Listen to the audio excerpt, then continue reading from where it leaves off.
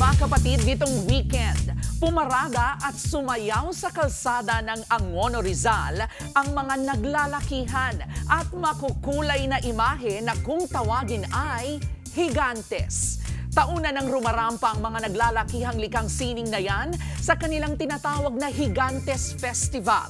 Ginaganap po yan sa linggo bago ang mismong pista ng kanilang bayan tuwing November 23. Pero ang tanong, paano nga ba ito nagsimula?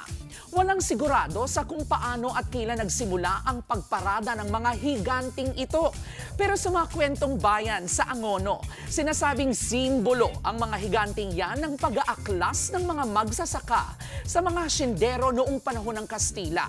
Sa isang pag-aaral naman ng isang propesor sa Far Eastern University, lumalabas na maaaring nagmula itong mga higante sa paghihiganti ng mga taga roon sa isang dating katiwalang masama ang ugali na si Carias Tangkad.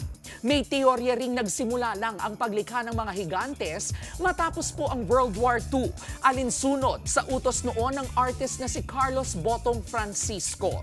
Dagdag pampasaya para sa kanilang mga kababayan matapos ang kaguluhan.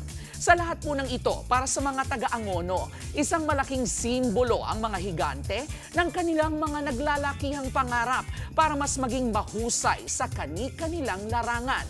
Para na rin po sa bayan. Dahil tulad ng Kay Alaman, ang likas na talento nating mga Pilipino ay K-yamanan. K-okay. Mga kapatid, ito po ang inyong K-Alaman Queen, Kalad Karen. Always remember na ang K-Alaman ay K-yamanan. Kaya para sa latest showbiz news at dagdag impormasyon, mag-follow at mag-subscribe sa social media pages ng News 5. K-okay.